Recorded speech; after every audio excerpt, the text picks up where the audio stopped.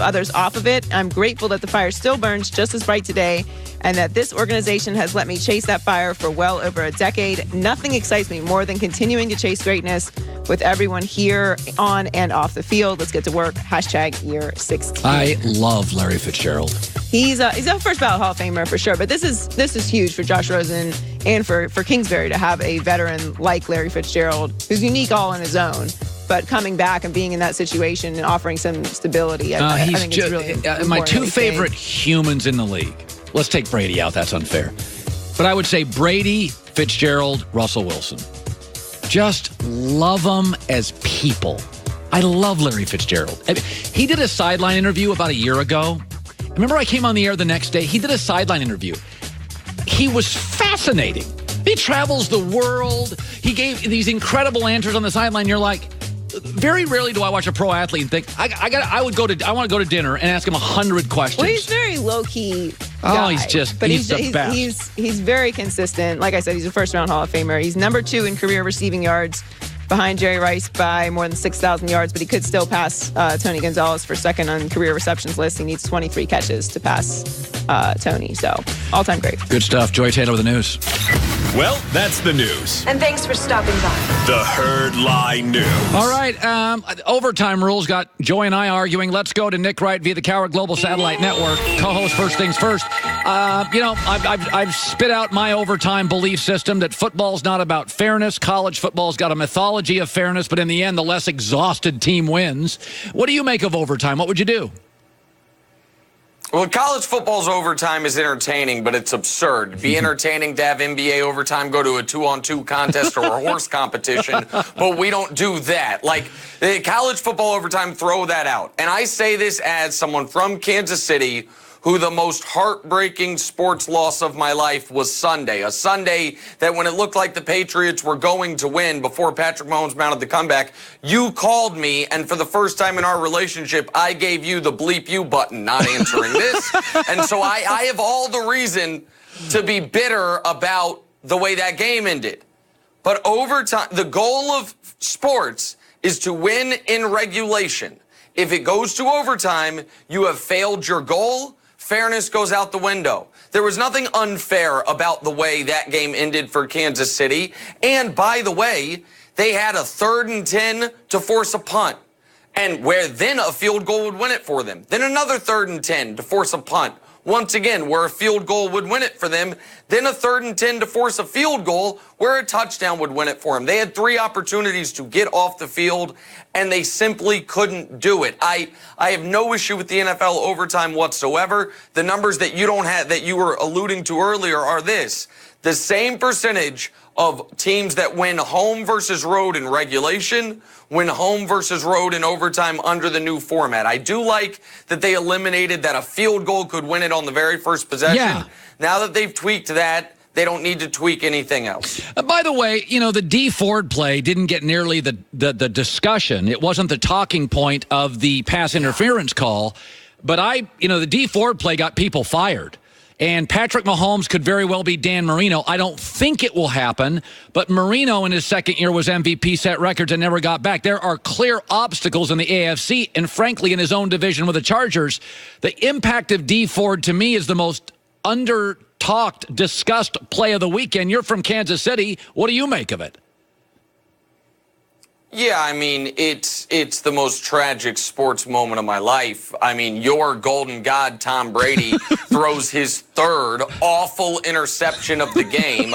Up to that point, Brady had been the weak link in the game for the Patriots. D Ford lines up 6 inches off sides, and then Brady does his Michael Myers act, which is, oh, you didn't actually kill me? Now I'll kill you. From that moment forward, he completed 5 passes. They were all for first downs. 4 of those 5 were on 3rd down. 3 of those 5 were 3rd and 10s. He was perfect from that moment forward. But of course, listen, narratives all change based on that moment right there. Whether it's Andy Reid's legacy, Bob Sutton's job, Patrick Mahomes would have been one game away from completing the single greatest quarterbacking season ever, full stop. Not for a young quarterback, first year for any quarterback ever. But instead that happened, and so just add it to the list of Chiefs heartbreak. But I'm glad you're giggling about it as I want to come through the screen at you right now. Well, you're just a very talented, funny guy. All right, we got two approaches. The Rams went trades, divas, free agency, high risk. The Patriots are system, mostly players take pay cuts or they're gone. There are two approaches. I mean, it's really old guard, new guard. What do you make of that? What going forward, which one wins? Your takeaway on really the dichotomy of the way both these were built. Well, knowing what you know about me, which one do you think I like? The Stars. I love that what the Rams have done is working. I love it. I've always believed locker room chemistry is overrated. Give me talent. And what you're seeing is they did, I think, a smart thing, which is a lot of the locker room issue guys, Talib, Peters, Sue, on one side of the ball with the veteran D coordinator, and on the other side of the ball is a much more, I would say, stable group led by their major free agent acquisition 2 years ago, Andrew Whitworth, their excellent left tackle. They trade for Brandon Cooks. He's never been a personality issue. I think what the Rams are doing is more duplicable than what the Patriots are doing. What the Patriots infrastructure needs is the greatest coach ever, one of the most selfless athletes ever in Brady, who doubles as the greatest quarterback ever, and the infrastructure of we've been here for 20 years. I think a lot of people can do what the Rams did. The team you mentioned that all of a sudden is going to be the Dolphins of the 80s, I'm not assigning it to them yet. The Chiefs should take that approach next year. You still got Mahomes on his rookie deal. Your offense is set. Bring in a bunch of mercenaries on defense and kickstart this team into a true Super Bowl, not only contender, but favorite. I love what the Rams are doing, and I think if they're going to win this Super Bowl, that defense is going to have to be great. Your guy Brady's only lost 10 career playoff games, which is crazy. Been to 9 Super Bowls, 10 playoff losses. Only 2 of them have been in a shootout.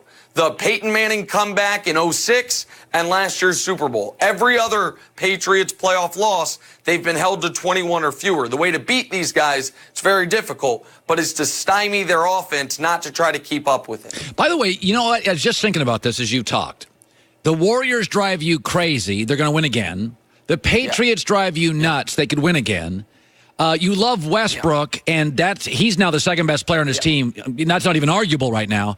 It has been a rough couple years. I just want to say thank you for holding it together. You have had a terrible 2-year run. Oh, I thought there was a question. No. Oh, it's just you taunting me. Okay, that's fun. All right, so here's this.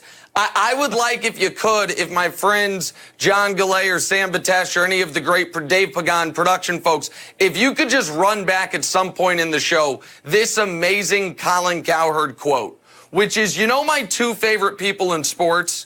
Throw out Brady. Well, Tom Brady, you couldn't even help yourself. You were trying to list Russell Wilson and Larry Fitzgerald. And then you were like, wait, but I can't leave out Brady. I can't not mention Brady. I shouldn't mention Brady. Throw out Brady. First, Tom Brady. Everyone know it's Tom Brady. Yeah. It's ridiculous. It is. Just ridiculous. Yeah, listen, it's fun to be you. Just pick the favorites every year. Just, who do I got? I got the Warriors. I got the Patriots. I think Duke's going to be good. Real fun. Way to go out on a ledge, Cowherd. Nick Wright, first things first. Good seeing you, buddy. That whole loyalty thing. This next time you call me, same thing. the goodbye button. He did. He just goodbyed me all weekend.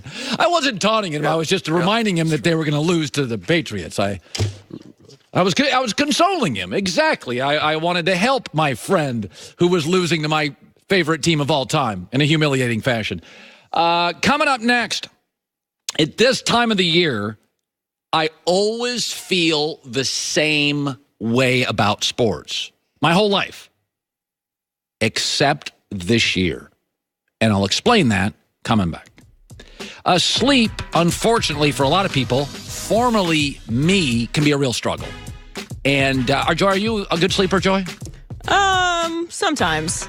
You're a Sometimes. thinker, though. I like to sleep. Yeah, so do I. Whether I get to Do you- sleep do is you a different nap? situation. Not like I used to. I love a good nap, though. Oh, it's the best. So good. Oh, the best.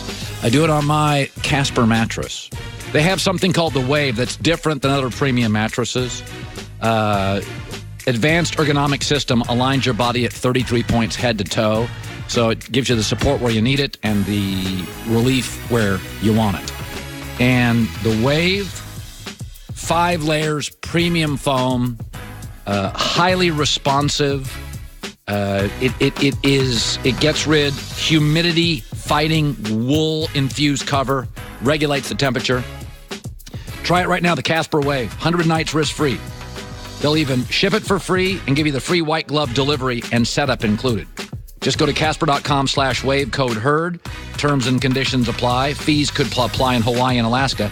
Casper.com/wave, code is HERD. Okay, one more. Make this a keeper, Benji. Hold it sideways. I think my eyes Get were everybody closed. in, One Benji. more. Get everybody in. Yeah. Don't forget to Did you get it, Ben? my camera. I think you got it. Buffalo Wild Wings. Wings beer.